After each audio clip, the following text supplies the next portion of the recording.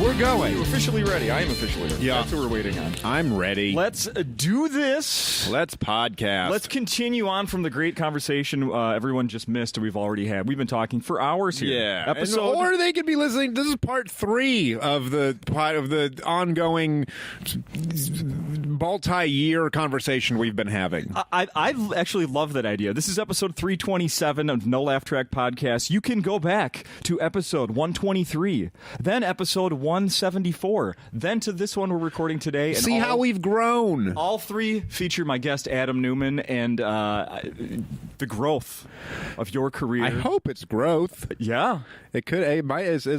Sometimes it feels like steps backwards. So who knows where we're at right now? I did not go back and listen to the one from 8,000 years ago, but I did listen back to the one 3 years ago. Adam, how was that? Great. Was I in a good place?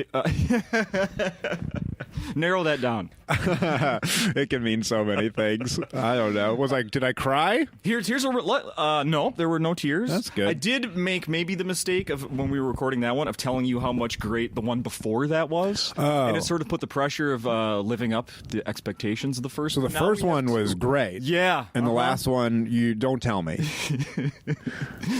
I imagine it's just as good. Just as good. That's what I strive for every year in comedy, is to just be just as good as last year. I feel like I started strong and there's no real reason to improve as it goes on, Plateau. Yeah. That's what that's called, I think. It's yeah. Plateau. You get to the top and then you stay at the top. Oh, there we go. What are you going to do? You're going to keep getting better at the top? What's the point? That's my advice to all you young comics out there. I have no idea. Anyway, this one's definitely worse than the last one. I can feel it. And take 2. Yeah. This is welcome to episode 1 of the Ron Burgundy podcast. Ron Burgundy. That's actually something that's starting today that I've heard nonstop advertised. Really? Yeah, really. Why am I... You're going to tell me who Ron Burgundy is, and I'm going to go, oh, wait, is it Anchorman? Yeah. You want to know something? Is it Will Ferrell doing a podcast as Ron Burgundy? Yes. Burgundy? Yes. Burgundy. Sure. You know how many times I've seen Anchorman? How many times? 0. You've never seen it? I've never seen it. I saw it when it came out. Anchorman's a funny movie. Anchorman's a totally funny movie. I believe that it is. I think it's hit like a pop culture heights of that are just beyond. I'm surprised that however many years, 15 years later, I don't know how old that movie is that people are we want a podcast from I'm not here. Oh my God, I'm not here to. I just realized I don't want to be here shitting on a Will Ferrell project. I think he's great, and I think the movie's great. I'm surprised at how huge that character is that they're bringing it back in podcast form. That's surprising to me. That's all I'm saying. Can we cut this? You don't have to cut it. I'm backtracking because I feel like I gave a negative tone towards a thing that I'm like, I don't want to shit on anything anybody does. If people want that, I think they should totally do it and enjoy it. I'm sure it's great, and he deserves some luck, Will Ferrell. So I hope things work out for him. He needs a win. Next week they're debuting a Napoleon Dynamite podcast. Really? No, I made that one up. But that's so believable after the other one. I know. Wait, tell me when. I want to know when they're going to start a Powder podcast. Powder? Yeah. They do a Powder podcast. I'll listen to that. Strangely enough, a movie I have seen. Yeah. They'll be like, Jeremy. His name was Jeremy. Are you surprised that I pulled that reference out? They'll be like, job. Jeremy, what exactly did happen when you turned into a ball of lightning and go through Jeff Goldblum's body? What was it like inside of Jeff Goldblum's body? Not a lot of people know the answer to that, probably. But I bet there's some. You know who else? Who played a Jeremy recently in a movie? Who? Mike E. Winfield. Black Mike E. Winfield played a Jeremy, and I teased the crap out of him when he was because there's not a lot of black Jeremies. There aren't. I'm trying to think if I know any Jeremies who are of black color. That's felt horrible to say out loud. That's how you want to do that? Oh my God. No, I guess I don't know any. I don't know any. No, you don't, do you? Yeah. What about the Jeremy from the Pearl Jam song? Well, I guess in the video he was just a young white boy. He was. He spoke in class that I day. even felt bad saying young white boy. Yeah, I think race just makes me uncomfortable to talk about in the current climate of America. That's right. I'm Jewish. Does that help anything? No. Oh, okay. I don't think it helps. I don't think it's ever helped anything. You may get a pass in this scenario. Well, there's no hell. That's basically all I get out of it. So no matter what horrible thing I say, there you go. I am a chosen person. There you go. Here's one of the things you said. Actually, because we just jokingly talked about podcasts, one of the things you said last time on this podcast is that you weren't listening to podcasts anymore. Has that changed? No, I don't listen. I never listened to podcasts. No, I never really did. I think probably. I wonder if at the time a few years ago I had a podcast for a while, and I really enjoyed doing it. It was called Butt Talk, the world's number 1, number 2 podcast, talking out our asses about our asses, and it was really fun to do. That was another joke right there with the do. You said do. And yep, and I love doing it. I didn't edit it or ever listen to it. I don't have anything against podcast. I just I like listening to music, and every now and again someone will forward me a specific episode of a podcast, but no, I'm just not like subscribed to podcasts. No. I've been on long road trips, I'll be touring by myself in the car, and I'll very, very rarely put on like an episode of What the Fuck, or someone will send me a podcast about like somewhat like this girl, my girlfriend now, but I was dating her at the time. I don't know why. My girlfriend sent me a podcast about like prison inmates. That was really cool. Oh, wow. I think if I got into podcasts, it would be like that, like the true crime podcasts, or like I don't know, exploring something I know like nothing about. But comedy podcasts, I think I never got interested in the comedy podcast because you can get burnt out on comedy if you're just doing comedy and thinking comedy all the time. Sure. I could probably do like a sports podcast. I think maybe I'd like that. But I've never really gotten into them. What is it? Sports fanaticism. Where are you? Like 1 to 10? 10 being nuts, crazy. Put me at an 8. Really? Yeah, I love sports. I follow basketball, NBA basketball, very closely. I'm a pretty big NFL fan. I like the Red Sox. I grew up in New Hampshire, so I like all the New England teams. And then I went to college in University of Georgia, so I like Georgia football. But I was really excited when the Patriots won the Super Bowl because I've liked the Patriots since I was a kid. But like every year the Patriots have lost the Super Bowl, literally 8 seconds later, I'm like, I'm not on the team. Like I'm that kind of fan. Did you? What did you do for the game this last Sunday? My buddy had a Super Bowl party, and it was very nice. And he's a very good cook and made some killer wings, and it was a nice little bunch of comedians hanging out watching the Super Bowl. And I'm in LA now, and there are no Patriots fans. I know no Patriots fans anymore. First of all, it's not even fun to be a Boston sports fan because they win so much that like everyone just hates us. Listen to what you're saying. What? It's not fun being a Boston sports fan because you get teased for winning so much. Yeah, we just get shit all the time for it. Constantly. Let's trade. Nobody likes us. Let's trade. Can I tell you, I truthfully feel this about sports. I think everybody who is a sports fan deserves at least one championship in their lifetime. You deserve it. As a real sports fan, you deserve to have your team win the championship. Yeah. And honestly, any time in your life, if you're a little kid, say you're a Vikings fan and you're a little kid and the Vikings win the Super Bowl, and then they never do it the rest of your life, whatever, you experienced one when you were a kid and you're always chasing it, but you still felt it, or ideally it happens, or not, I don't know if it's ideal, but then, or if it happens when you're, I don't know, in your 20s or 30s or 40s, you're still like a young person, it's really fun, you're at a bar, you get to go to the game and you get to experience the championship, that's a really fun time in your life, and you've liked him since you were a kid, so it's built up and you finally got it. That's great too. And then also, or if you've never experienced one, and then finally when you're an 80-year-old man and you've been a fan your entire life, and we finally did it, and then you go to your father's grave and celebrate with him how people like how people did when the Red Sox finally won after I think all that's great, but when the Patriots have been in the Super Bowl like every year, and the Red Sox have won multiple World Series, and the Celtics, I guess, were good when I was a little kid, but they've won one in my adult life, and like the truth is, like I'm not really chasing anything anymore. I've experienced the joy I'm going to get out of my team winning a championship. And so every other year you get it, your friends are just like, fuck you, man. Like, you've already gotten it. So I just think it's just not fun anymore. So, yeah, listen to myself. I'm complaining about winning so much. The Twins. All this winning. The Twins won twice when I was, still in school age. So that was fantastic. Yeah. I don't know if it happened, if it were to happen now as an adult, if it would be as magical. Probably not. I'd be willing to bet not. No, not as magical as when you were a kid, for sure. As when I was a kid, twice. So you're right. I do have that. But, however, I've never had a Vikings one, and I'd also like to have one to compare. But you live here, and people, you're in a big sports city, and so obviously it's fun to go to the games, but also just your buddies having people over, and going to sports bars and hanging out with everybody, and when everybody's winning and everyone's into it together, it's really fun. Yeah.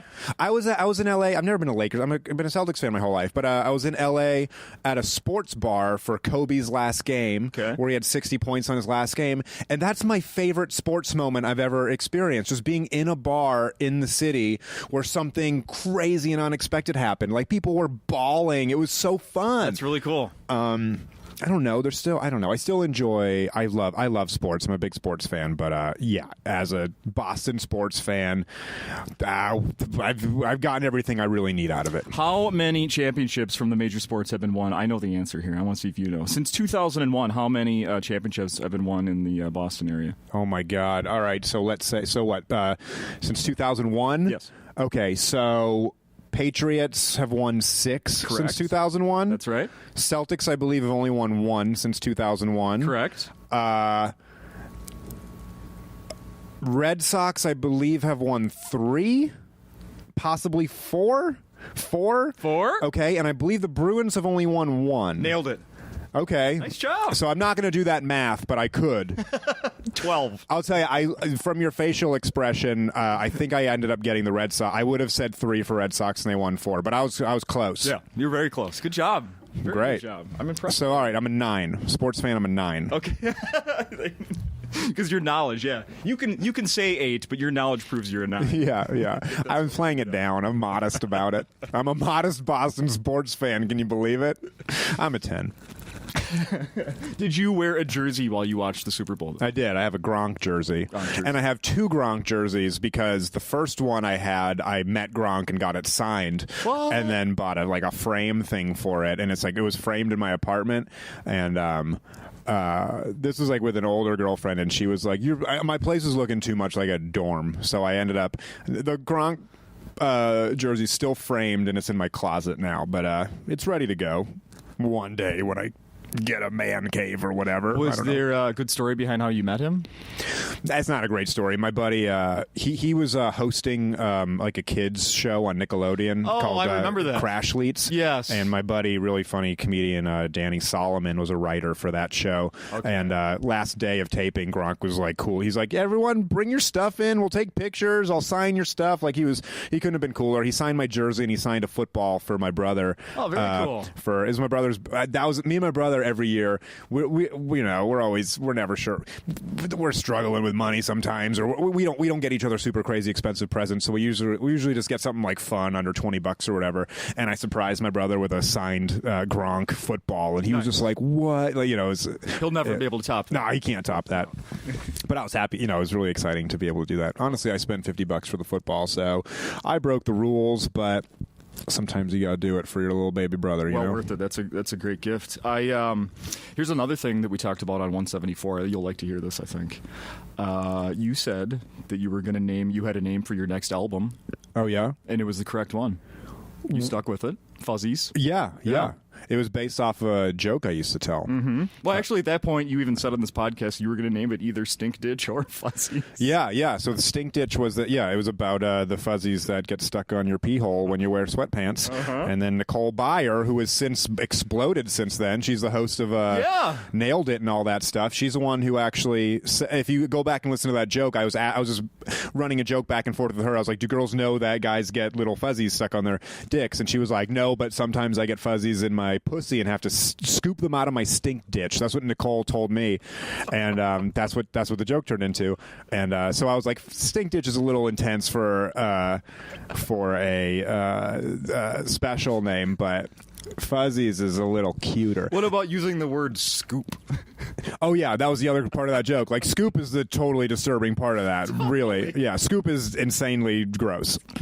Call your vagina whatever you want, but if you're scooping anything out of it like that, no matter what you're calling it, that's the really disturbing part for sure. Well, here, if we can continue this, and then we'll talk about it hopefully on part 4. I know so I'm doing another album. I believe I'm recording it in April, which is brand new news. Breaking here first. Have not still figuring out the logistics, but I believe I'm taping the next album in April, and then that's going to be the hour that I shop around and see who wants to do that as a special. Right. And I think I have a name for that one already. Okay. Based on like a 6 or 8 minute joke I do now about the female act of squirting. Okay. And I believe the special is going to be called Squirticus. As a Spartacus reference, I am Squirticus, which is a line from that joke, which I guess I won't spoil the joke, but you can all imagine. It's a very sex positive bit. It's a very pro squirt bit. Well, it better be in 2019. But I've had no, it's safe squirt space for everybody. But no, I've had quite a few squirting, and there's been new research on squirting that's been coming out on like what exactly it is and stuff. And I've had my experiences with it, and a lot of conversations with the women involved, and it's turned into like a really fun bit. And I'm sure that's one of those things where you do it on stage, and then afterwards people come up to you and give you their knowledge. Yeah, correct? Yeah. It's funny. Over the year, I feel like every hour of stand-up I've done will have like the one like centerpiece bit, kind of. It'll only be like a 6 or 8 minute bit, but it'll be like the big bit for me in the set. And right now it's the squirting bit, and so everybody likes to come up after, and women like to tell me their squirting experiences, and the guys like to tell me that. Honestly, I'd much rather hear from the women. The guys are just really gross and weird, and the women are more like, want to talk about it in a much more fun way, I guess. But the one before this, it was that stink ditch bit, and I had a joke about the movie Wolf Cop, where the fucking it was a werewolf movie. We talked about it.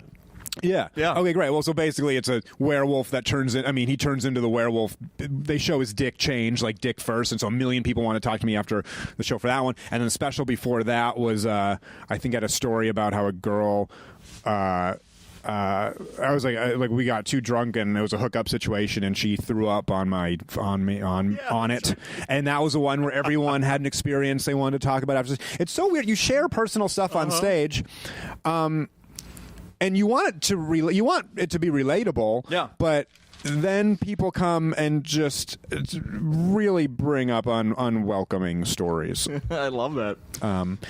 It's one thing to write a bit and punch it up and make it jokey and fun and tell it on stage to an audience. And then it's another thing when you're just a random guy who's like, hey, do you want to hear about the time I threw up on a dick? And you're like, not really. I have some of it on Snapchat. Here, I'll send it to you. Oh my God. This is so not. I don't know. I guess I never think of any of the material as like dirty, but I realize talking about that it's graphic. Yeah. There's nothing wrong with that. No.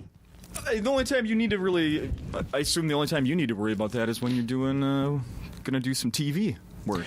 Yeah. I'll tell you that's interesting because I just did I just did a late night set like a week ago. Yeah, I watched it. And it was literally 6 years in between my first 5 or 6 years in between my first and my second late night sets, and that's not because I wasn't like I don't. The material, it's really hard for me to write clean.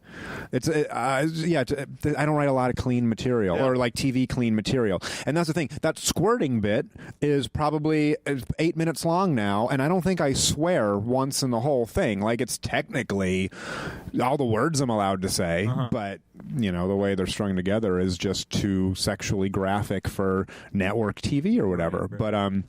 Although I'll tell you, I saw Sam Morril's Conan set the other night, which was great, and he's so great at late night sets because he's just like joke, you know, and they're all killer jokes. But it was like a masturbating joke, you know, and like saying the word masturbate multiple times. And I watched that. I'm like, maybe I don't. I mean, maybe I'm too hesitant to send some of the material I have. You know, just in terms of graphic wise. Yourself by sending it. Yeah, whenever I get asked for like a clean tape or whenever I'm ready to submit, I'm like looking through my material, and I mean, obviously, when you send it to them, they send back what you're allowed to do and what you should cut and stuff. But I usually I usually edit myself. I'm like, well, that's too dirty. That's too dirty. That's too dirty. Maybe I should just be sending stuff and letting them tell me what I realize that's exactly what I should be doing. I mean, I know nothing about this stuff, but it sounds like that's what you should be doing. In my head is that if I send them a tape and it's too dirty, they're immediately going to be like, nope. But I guess at this point, they'll probably work with me. Delete him off the internet. Yeah. Remove his existence. That last set, though, for being on CBS, they let me do a condom joke. Oh, yeah. That was like a little dirty. And they let me... I have a joke that's like basically about freaking out and going to the emergency room thinking I have STDs and being like, I literally point to my dick and go, what's wrong with it? And I'm like, I'm not saying any dirty words or anything, but I guess that's like that's dirty-ish. Yeah. I mean, maybe get away that's with the some difference stuff. between late with James Corden and like if you were doing that on like America's Got Talent or something like that. And to be fair, actually, Sam's set was on Conan, which is cable anyway. Yeah. And I'll tell you, I was on CBS, but Neil Patrick Harris was on my episode, and I think he screamed "fuck" like 3 times, and they just bleep it. Oh. So maybe, I don't know. Who knows? Who else was on with you that day? It was Neil Patrick Harris and Chelsea Peretti. Oh, another and comic. honestly, I was really nervous because I love Chelsea Peretti. She didn't do stand-up, though. No, she was just on promoting Brooklyn Nine-Nine. Yeah. And she was so funny on it, and I was nervous. Nobody, you know how they do that show, like they'll sit on panel on the couch kind of together, and I was just like, I don't want Chelsea Peretti sitting behind me while I'm doing stand-up because it just make me really nervous. And I was really glad that they exited before I did the stand-up part. Interesting. I didn't watch the whole show. I did watch your set. Sure. And well, let's be honest, a lot of people do that. Oh yeah, I mean everyone. It's funny because I very rarely stay up. I mean, usually I'll be running around doing stand up or whatever, and I don't usually just watch the late night shows in real time. But now we only had one show last night, and so I was back in my hotel, and I literally had no idea, and I was just flipping around, and I was watching James Corden because I like flipped through, and they were like right about to do the guests, and they're like, tonight we have comedian Joe List, and I was like, all right. Hey. I just watched Corden all the way through last night, and it was fun. It was really fun. It was the first time I ever just watched it live all the way through. It was really funny. Joe List again, just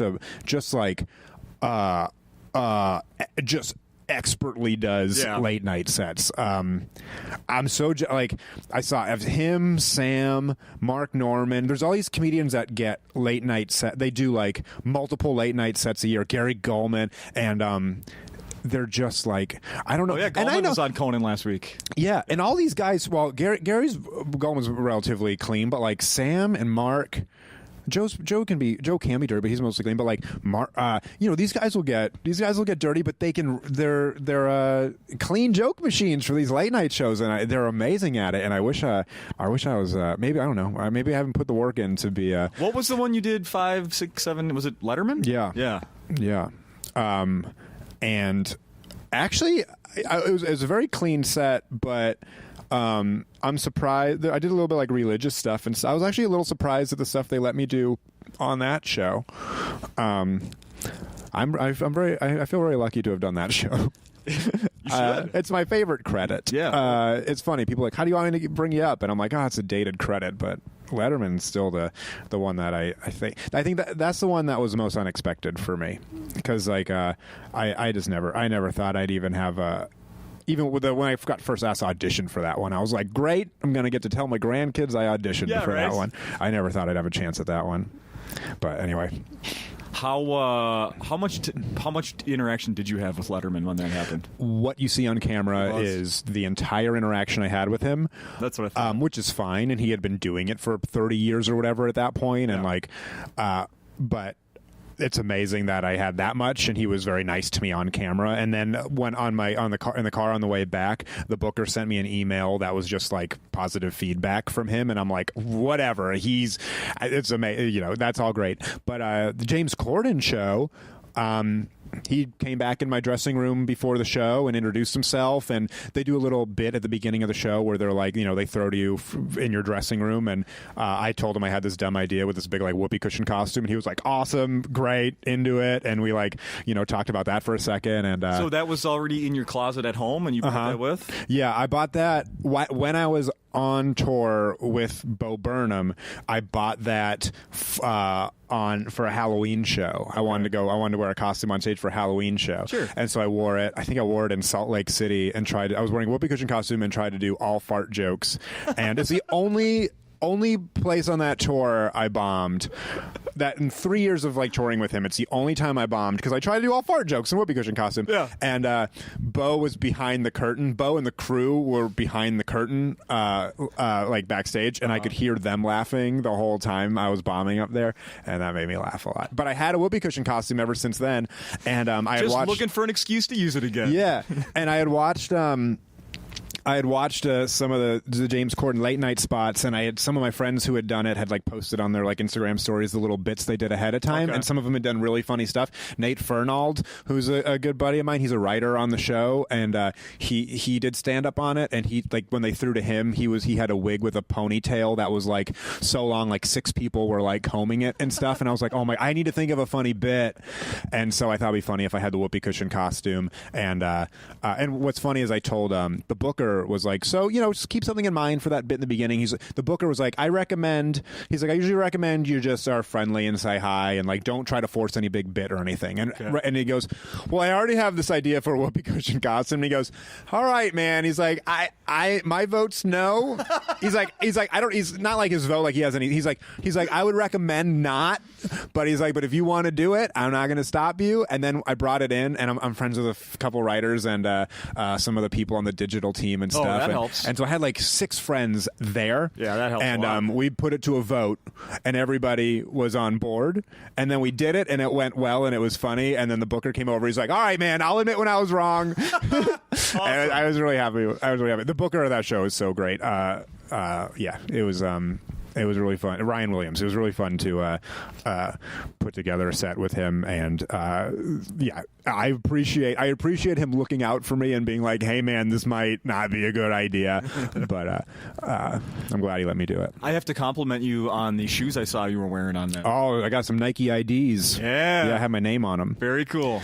Yeah, I went through a huge sneaker phase a couple years ago. I was trying to sell a show about sneaker culture in Southern California, Oh, really? Old 90s nostalgia, people buying all the Jordans and the reselling business and all that stuff. I was trying to sell a show like that. And so when I was writing it, I really immersed myself in it. I've been a sneaker kid.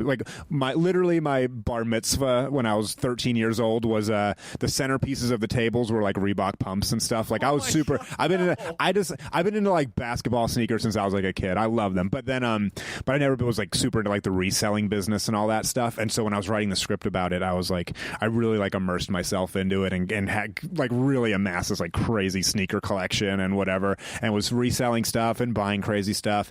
And I got into the Nike IDs a little bit, and so I got some sneakers the Air Max 1s, and on the back where it says Air, you can customize the letters how you want. So I did NEW on one and MAN on the other one. I had these Newman sneakers, and waiting for a special occasion to bust them out. Yeah. And that was the next TV spot I got, so I thought it'd be fun to do it. Very cool. Matched a sweater I had.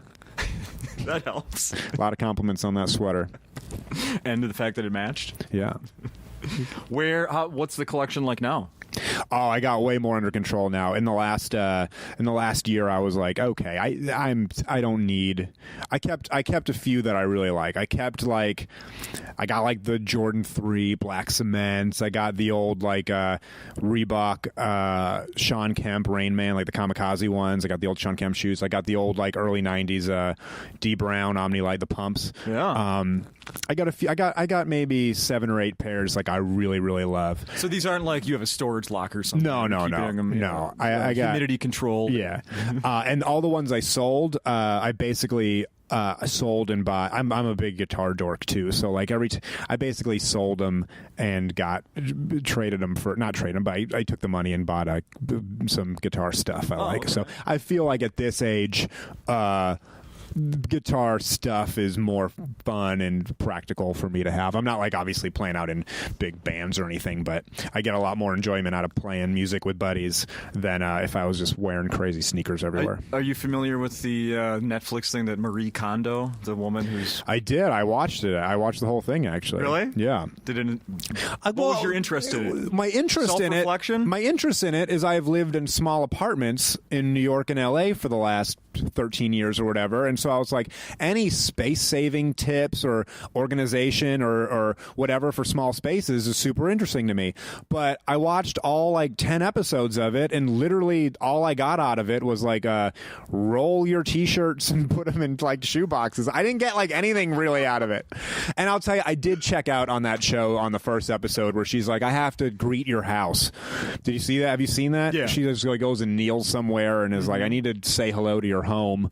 And then the families just have to be like, all right, let us know when you're done. We'll start organizing this place.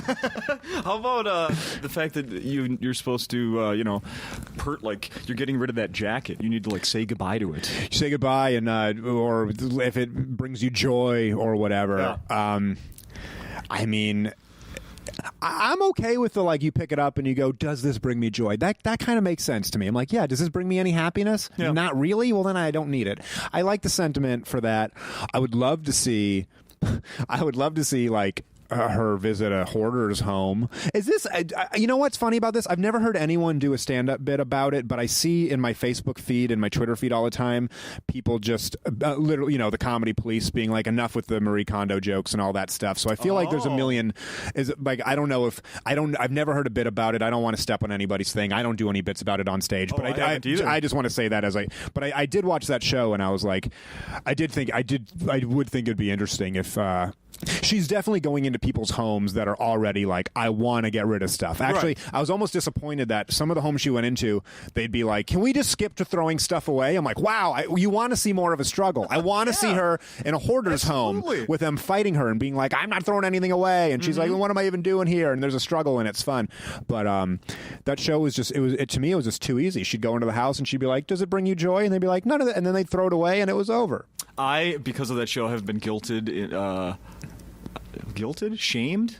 I'm purging baseball cards right now. Wow. Did you see the episode with the dad that had all the baseball cards? Okay, I guess I haven't seen every one then because I've not seen that one, and I want to watch that one. There's one where it's an older couple. I think the kids. There's at least one kid that's out of the house, and then the dad's got a huge baseball card collection that he collected with the son. Yeah, they're all from the late '80s, early '90s, and they're worthless. Everybody knows those cards are worthless. Yeah, that's what but he's still holding on to them. Sure. Well, she gets him to go through a whole bunch of them and get rid of them. And I walked in on my wife and kids watching that episode about a month ago or whenever it came out, and I went, oh no. Fuck. It's so crazy because since then I've done it. All right, let's talk about that, please. Because, here's my thing. I have a few baseball cards, but basketball cards is what I was super into, and it's the same thing, late 80s, early 90s. Yeah. I have, and I don't have enough that I'm like, it matters. I have 2 big books, and they fit in my bookshelf, so it's no big deal. And I have maybe 7 or 8 that I put in like, the little cases because they're, someone's rookie card or like a card that meant something to me when I was a kid. Mm-hmm. I don't have any that I really need to purge, but like, I have definitely gone on eBay and been like, wow, this was like one of my best ones. And I'll be like, it's worth $30 now. Like this, I thought this would be worth like, $800, and it's worth like, they're all worth nothing. Mm-hmm. Remember I'm of an age where there was a Ken Griffey Jr. rookie card that people chased. Yeah. Next to worth. I mean, it's worth a little bit, but sure, nothing like we all thought. It's eBay is what killed it, right? Or basically the internet killed it because it used to be that you'd have to really hunt it down. Mm-hmm. I mean, a lot of industries have changed into like, the vinyl records are the same. Well, whatever, collectibles in general. Sure. But okay, so how did you... Because there's still too much nostalgia. Like when I pick up the basketball cards and I go, does this bring me joy? Yeah, it does. It reminds me of, it's like having a photo album of. It's not the exact same time, but like it's like it reminds me of going to my friends' houses and trading cards, and it reminds me of like sitting on the carpet watching games with my dad when I was a kid. Like it brings me crazy good memories, and to have a couple books worth is great. But if I had 20 books worth, I would just consolidate. Here's the thing: I have now, because of this, I have these big boxes of cards, and because of going back and actually taking them all out and looking through them, not all of them, I've found out how many I actually had. Yeah. We're talking like 50,000. Yeah, that's cards. a lot. Because I inherited some from an uncle like 15 years ago. So literally like over 50,000 cards. Did you get rid of everything, or did you go through them and keep? You have to keep something. Oh, yeah. No, I am, in fact. I had boxes of commons. Remember the commons are all worth. That's remember when they used to be worth? Yeah. Commons were all worth 5 cents. Sure. No, they're not. No, now. Put a box of 1,000. 100 of them are worth 5 cents. Yeah. Yeah. No, that's what this is a majority are commons. They're worthless. They really are 100 for a nickel probably. And I've gone through and looked at all of them and set them aside. I have now set aside 5 full boxes. I figured out these boxes hold 3,200 cards. Okay. So 15,000 Yeah, I'm it's getting still a rid lot. of. Over 15,000 I'm getting rid of. Full disclosure, I haven't gotten rid of them yet. Now they've just moved from a different part of the house. Yeah. I'm going to. Like this weekend. But what you can do with them? You're not going to sell them to anybody. You're gonna. You I'm gonna throw try. them in the garbage. No, I'm going to try and put them on Craigslist just for something for a low bid, just to see if somebody will maybe pay me just for the boxes, if anything, just to get something. So I mean, there's there's got to be a use for them, whether it's a prop for something. You want to know what the best use I've seen of old basketball cards is? The comedian Joe Mandy. Yeah. Oh yeah. Oh my God. From here. Yeah. He's from here? From Minnesota, crazy. yeah. I didn't know that. I know he went to school in Boston, and I met him when we were in New York, and I see him in L.A. maybe once a year now. He's a very successful writer, and he'll still do stand-up occasionally. He's hilarious. I think he's great. He released a album or a mixtape or whatever. It was something. It was like an album a couple years ago, and I saw him. If you ordered it, he would send you a signed basketball card, like a signed Joe Mandy. Like it would be like a 1991 NBA hoops Muggsy Bogues card signed by Joe Mandy. And I was like, that's awesome. Yeah. It's like a really good. I would love to steal that. Because I have so many laying around, and I'm like, oh, that's such a perfect. But if I did it, it was just a complete rip off of him. But what a great use of old basketball cards. No, because then somebody's going to hold on to that card. Absolutely. If you had a card signed by a comedian you liked, you'd be like, that's awesome. That's a cool little thing to have. I completely agree with that. Actually, I brought something along that I'm going to ask you to sign. Really? Yeah. Oh, that'll make it worth even less. Oh, you got a vinyl, Adam Newman. You got it. Did you buy that from me here? No. Or did you get it from Dan Schlissel? I bought it off Amazon. Really? Yes. So I know my vinyls are on Amazon, but you realize that I think Rooftop put out the digital album or the CD or whatever, but the special edition vinyl release was Minneapolis' own stand-up records, Dan Schlissel. I know. Who I have to get in touch with him and tell him I'm in town. I like him a lot. But yeah, he did a little limited edition run of the vinyl. Let's see what color you have. They came in 3 different colors. So you probably have the pink one, I bet. I didn't know what I was getting. It wasn't advertised on Amazon. Yeah, you got those are the Amazon ones are all pink, are all like this hot pink red. There was only 500 we made. I believe 100 of them were on 3-colored vinyl, which I specifically had for the Bo Burnham tour. Okay. And I think I have like 5 of those at my apartment still that I'm just like waiting for fun shows to bring them to, or and then 100 of them were done on some like speckled vinyl, which I believe are Dan's, the one that he sells specifically through the record label. I think so. And then 300 that went on Amazon were all on this like hot pink vinyl. So there are only 300 of those, and that makes it even cooler. That's one of the coolest things for me personally was getting to put out a comedy album on vinyl, because vinyl is how I got into comedy. I had my mom's record collection of George Carlin records, and like literally first grade I had all that stuff. That's what got me into comedy. Oh, really? And so to do one on vinyl was cool for me. And then I made a super metal-y album cover with Dan Meth, who's one of my favorite artists, animators, illustrators. And this is the album that was recorded here. That was recorded here, yeah, this club. Acme. Yep. Very cool. Remember I mentioned to you briefly before we started that we're going to give out a promo code for people to get $5 tickets to see you tomorrow. Oh, it's totally worth it. I'm worth $5. Yeah. I don't know how much drinks are here, but they give them to you in a giant carafe. So I think you could have a good night here for They're a little very more than little $5, money. but Yeah, but it'll make me funnier. I think you can have a pretty fun, cheap night out here. So, and hear my squirting bit. what? So, Adam, we need to give a code when people call. Oh, you have something you can give people at the a code word or something? Yeah, how about squirt? Squirt, like the soda, you mean, right? Yep. You know like that citrus soda? Yeah, Squirt? that's what it turns out it was made out of. It's carbonated female ejaculate. Oh my god. I sound like I don't go into any, and I feel like a wholesome young man inside. Do you? Do you know the comic that was here last week, Joe Larson? I do. Yeah. We were messaging today. He saw that I was here and just shot me a little message and stuff. I haven't seen him I've seen him in person in years because I've been in LA and he's still in New York. Yeah. But I used to see him around in New York all the time. Joe Larson's a great guy. He's a great guy.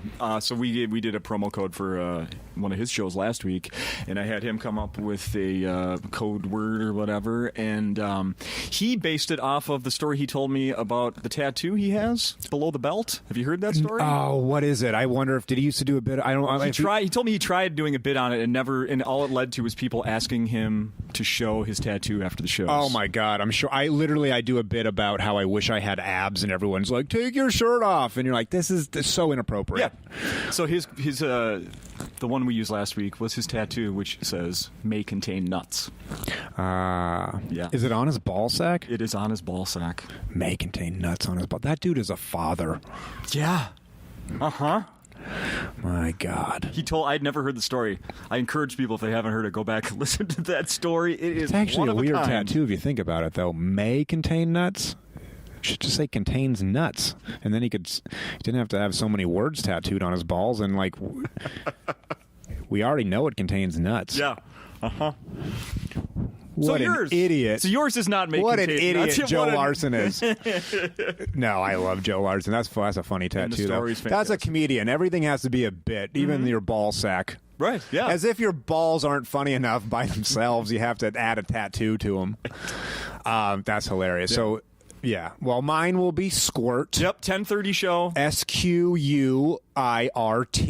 Yes. I want to make sure people get it. Okay. Correct, 10:30 show tomorrow night. Will be Friday the 8th. We found out, right? 7th, 8th. Yeah. 8th. February 8th, Friday, February 8th, 10:30.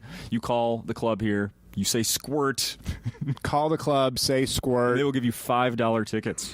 That's amazing. Isn't it though? I'm trying to remember. I know I've had codes at other places before where they'll just ask, and I'll just be like, I don't know, penis, and then they just do it, and then all these people have to type in penis. It's fun to make people be a little dirty. Yeah, why not? Why not? And also, like, anyone who comes to the show that said Squirt as the code and then gets in, they're not going to be the ones who are complaining later that the show was too dirty or something. Oh, definitely not. I always talk to whenever you run around to the morning radio, you always talk to like the managers and stuff, and they're always like, how the crowd's been. Yeah, well, every manager every club has stories of people emailing and calling about what they were offended by, and it's always something real dumb. I want to ask you about something I saw on one of your social medias. I probably already deleted it. No, because I saw it in the last 48 hours. Oh, I might have deleted it. Did you delete it in the last 10 minutes? If things don't do well real quick, I'm like, I got to get rid of that. Oh no, this is a good one. It's the guy you were doing stand up and somebody was signing along with your jokes. Yeah. Oh, I don't remember. I know I put something up with that. I don't remember exactly which bit, but I was doing a college and we had a sign language interpreter on stage, and it's fun actually. Pubes. Sure. Yes. Right. Well, that's the thing. So I've had sign language interpreters on stage a ton of times throughout the years, and the thing is, if you do dirty or graphic jokes, that's the fun, is you get to see the words signed in real time. You're like, that's how you say that. And literally, I already do a bit. I do a bit on stage about the squirting joke, because I've had a sign language interpreter on stage while I've done the squirting joke, and so I do a bit about how they were showing me how you do squirter and stuff. Okay. And that's funny to me. But that bit was. While I was doing this joke about pubes, people are getting a real good gauge of the kind of comedy I'll be doing this weekend at Acme Comedy Club. When I said pubes, I saw him out of the corner of my eye making the motion, and it just caught me as so funny how he was doing it. There was a thing where he was basically he basically just used both hands and like pushed down like towards his crotch, and it just looked like it was like a full on like a hedges or something. Like it looked like so much, and I was like, what are you working with right there? Like a giant fro of hair is popping out on this guy. Which I think, honestly, I think if it was a different sign language interpreter, it might have been a totally different. I think it said more about him than it did about. I think sign language people, I think they can make things personal. You think there's leeway? Well, so what I do in the squirting bit, and it's a visual joke, so I'll just say you'll have to see it. But so I've done the bit twice on squirting, and one time I had a female sign language interpreter, and the second time I had a male sign language interpreter, and they both did it drastically different. And no kidding. The woman, the way she did it, made it like a beautiful, like flowing motion. And the way the guy did it, it literally looked like Spider-Man, like flinging a web at you. And you're like, you gotta be kidding. Like, of course the guy made it like that. And so I do think, like, to me, that guy had a big old bush of pubes in his pants. And then, like, if somebody else did it who likes to keep trim, it would have been a totally different, or it would have been like a little curly motion with your finger or something. But, like, just the fact that just wrapping one hair around a finger, pulling one out of your teeth or something like that. But it's so. Oh, that's fucking. But I've had a bunch of sign language interpreters on stage, and I'm doing a lot of the same jokes night to night. So I'm seeing the same words being signed completely differently. Yeah. And it's really interesting. You should bring one on the road with you when you do clubs. Oh my God, it is funny because whenever you do it, you acknowledge it, and it gets a bunch of extra laughs in the room because you literally go like, wait, how did you do pube? And then he has to do it, and he's embarrassed, but it's like he's having fun with it, and it adds a whole extra element to it. So, honestly, if someone started touring with a sign language, I think it would be a great idea. It's a lot of bonus extra laughs for sure. Sure, no doubt. Are you selling anything? Did you bring anything to sell at the shows here? I only brought I just brought download codes for that album, actually. Oh, okay. I usually do T-shirt. I bought a economy seat where I could only bring one bag, and I was like, I don't want to travel with a bunch of stuff for this trip, so I brought download codes of my album, which I always just do pay what you want, you know, because the actual piece of paper doesn't cost me anything, and if people, some people, if they want to pay full price for the album, that's really nice and great. If people are like, I only want to spend $5, then I'm like, something about comedy albums, you're like, you just want people to have it and share it with their friends, and it's not the thing that I'm making a real living on the actual album. Right. I just do pay what you want for the download codes. I brought that. I have some T-shirts that I didn't bring with me. I was hoping to get. I was gonna buy one of those from you. Those T-shirts, bummed, man. Yeah, they're world record mic drop T-shirts. I did that on the last special. And then I have those vinyls. I don't have too many anymore. They're tough to travel with vinyl. So, but I guess if I hit Dan up, maybe he'd bring a couple by or something. He loves doing that. Oh yeah, I know, but he'd do that. Absolutely. I gotta pay the wholesale price, and that's still expensive. Vinyl is expensive. Hey, I paid full price for this thing. That's great. That's cool. I'm glad they're on Amazon because if anyone, it's just super easy to. I'm not here to promote Amazon. I just realized, wait, Amazon's evil. I'm just glad how easy it is for people to get if they want it. Yeah. But if you can get them directly, I think if you go to standuprecords.com, you can probably order them directly from Dan. Okay, if you're listening and you're interested in buying my vinyl, please go to standuprecords and .com and buy it directly from the record label. But I do like how for most people it's just easily available on Amazon. I want to ask you one question, I think, about the special. You can ask me as many questions as you like. This is a podcast where you're the person asking the questions. No, I think I just have one. Your parents were in the crowd. Yeah. You had them put earphones on, headphones, to block a joke you were telling? Yes. Did they know that was coming? No. So what happened there, here's the backstory to that. My parents came to my half-hour taping, too. Well, okay, so before I did comedy, I don't know how, I wonder what year this was. Maybe I was already in college or whatever, but my parents, I loved it, and my parents loved it. Was Dimitri Martin's half-hour special. When he first did his half-hour special on, they like him. We all like him now still, but like when his half-hour special came out, it was really great. And at the end of the special, he brings his mom and his grandmother on stage for a cute little bit, and it's really great.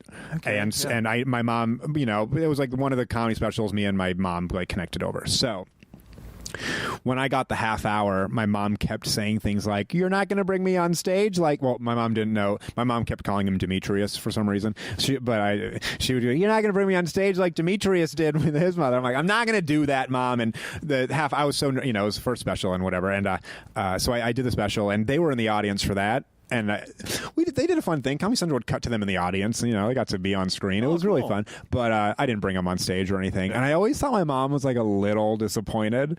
Like I always just kind of got the idea that she was a little bummed about it. She was telling her friends it might happen, and then it didn't. I think she thought it might happen, and it didn't. And so when the hour special happened, I closed on the dirtiest thing I've ever told on stage. I mean, there's a show in LA called Competitive Erotic Fan Fiction, where everyone's just trying to outdo each other for the dirtiest, raunchiest sex stories ever. And so I did one on the show, and it was really dirty and fun, and it got a good response. So I was like, I'm going to bring this on it ended up being the closer for the special.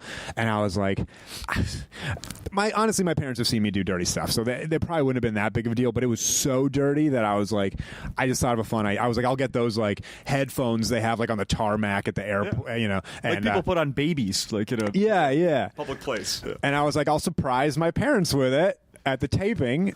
And so I did. I pulled them out of I did the last bit. I said what I was going to do, and I went in the crowd and I made my parents wear them, and they were laughing throughout it. We did 2 shows. So the second show they knew I was going to do it, but we used the first one. The first one I got their genuine reaction, and it kept cutting back to them like wearing the headphones, and they looked so dumb. It made me laugh a lot. Oh yeah, it's great. And it was funny too because right after the show, my dad was like, we could still hear what you were saying up there, and I didn't really think the bit was that funny or whatever. And I was like, okay. It was like really weird.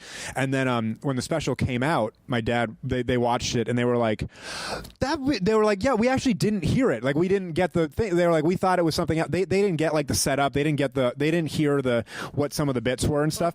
And so they were like, oh, it was really funny, but we couldn't hear it. So it was a weird thing. I'm glad. It's weird to me that they didn't think it was. They didn't have to tell me it wasn't funny, but yeah. But they didn't hear it at the moment. But they watched it when it came out. I don't know if you've watched that special all the way until after the skydiving, after the credits. But I filmed a button with them after the credits. It's like a little hidden thing way at the end. I don't remember that. If you go way to the end, I'll spoil it. There's it's because it's a couple years old now anyway. I don't care. But after the skydiving, after the credits, it just cuts to my parents still sitting in the audience with their headphones on, and my dad just turns to my mom and goes, "Is it over yet?" My mom shrugs, and then it cuts out. And it took like 40 takes. No, you like, because I've done a million sketch videos and dealt with bad actors a million, and you're like, even the worst actor you can have do one line. Yeah. You can't, like, to get my dad to say one line and have my mom not laugh was just a nightmare.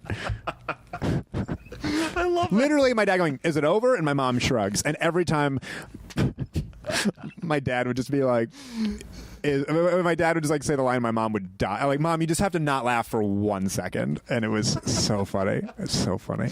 Oh, that's the best. But I'm glad I that's one of those things where like I don't know, to involve your my parents and my brothers and like audience reactions for some other stuff that I did. they never thought they were going to be on. It's just like, it's really cool to be able to even just get your family on TV in like a crowd shot or something. Take a screenshot of them on TV with a little Comedy Central logo in the corner. You're like, Mom, you're on Comedy Central. It's really fun. Call Shutterfly. Get that on a mug. Mm-hmm. Thing's fantastic. No, I'm glad I got to stick them on there. That's fun. We should put a bow on this thing. I want you to. I don't know him. I've never met him, but I want you to talk briefly about your friend they're still raising money for on GoFundMe. Oh, sure. Would you like to do that? Yeah, sure. I don't know what I should say about that. It's so. I looked at it today, and it looks like they're still trying to raise money. Any money is great.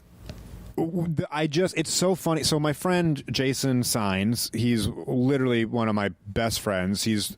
When bad things happen to like really good people, you're like, come on, this is insane. Yeah. Between him and Kevin Barnett the other week, it's just like these are like two of the best dudes, and it's crazy when stuff like that happens. But Jason's one of my best friends, and he had an accident where he fell through a skylight on the roof of a building, and he had a horrible spine injury. And originally, I visited him in the hospital like the day after his surgery, and he's like up and awake, and he's got a good sense of humor, and he's like, gonna get through it. And then it just turned into like, and we were trying to raise $300,000 because we're like, okay, this is like major spine surgery. This is going to be like a year of recovery and physical therapy and whatever. Like, I don't know. Let's just throw out $300,000 and because it's going to be exorbitant. It's going to be crazy. Sure. Since then, the surgery incision got infected, and I mean, it's been like infection after more surgery after more surgery. It's just been like he's still in the hospital. It's been months, and so I have no idea what the cost is going to be. Like, I mean millions. I have no idea what the cost is going to be, and I have no idea if the building had insurance. His insurance was supposed to kick in January. This happened in December. His insurance was supposed to kick in January 1st with his new job. And so, like, no one buys insurance when their insurance is about to kick in. And so it's like the worst time in the world for it to happen. So he didn't have insurance. It was a little dead spot. Yeah, right? Yeah. He didn't have insurance yet, so he had no insurance. Yeah. And so, but we don't. They're trying to figure out if the building has insurance. Even if every medical bill is paid for, though, he's got an insane amount of physical therapy ahead of him, and he has no idea if he won't be able to work in living situations. So we're just trying to raise as much money as possible. So Jason Signs, like spine injury, if you just Google that, you'll find it on GoFundMe. And every $5 or $10 thing helps. Is all going to go towards, literally, his mom has been staying here for months. It's just like the costs are just insane. So we're just going to keep raising money for that until I see forever. that you've been posting a few things, and then I checked the I do site, know, and it said like people have just been contributing as recently as this morning. Oh man, so. And we had, we're all comedians, so we all reached out to every contact we had, and we had people like Sarah Silverman and Patton Oswalt and Jim Gaffigan and Michael Ian Black, and all these people are amazing, and retweeting and donating, and that's been really great. And I actually, the latest update is literally his aunt texted me yesterday saying that, so he just had his final surgery to close up. He literally had another surgery, and they were waiting for a bone biopsy. I mean, this is craziness to see if everything's not infected. Surgery went great. They closed it up. We're hoping that's his last surgery. He's in like a recovery unit for like the next few weeks, and then hopefully can go back to physical therapy and start seeing as of right now, he's paralyzed from the waist down. So it's been months of that. So hopefully, we've all heard these miraculous stories of people who are paralyzed for 6 months, and eventually sure. The thing with him is that the spine wasn't severed; it was stretched, and so there's like this chance that nerves will reconnect and stuff. But so far, that hasn't happened. I don't know if I've ever heard that before. Stretched. He crushed some vertebrae, but his spine was just like super stretched out. But the spine never fully like snapped. So I don't know.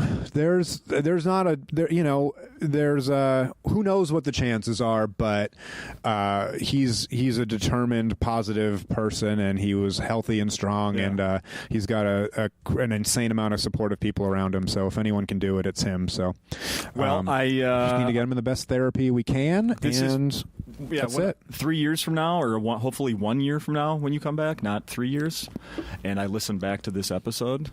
In the continuation, you know? Yeah. And then when we get an update.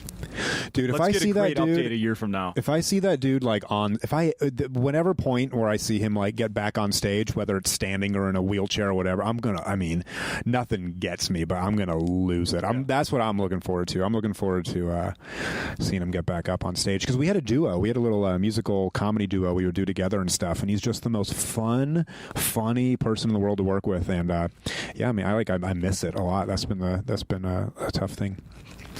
Well, let's get a good update next time. Yeah, I hope so. Let's shoot for that. No, thanks for letting me plug that and talk about it. Yeah, for sure. Continued success, sir. Please come back with, don't wait 3 years to get back here. I didn't wait 3 years. Where's Lewis? Lewis didn't have... No, it's no, I don't know. It's been...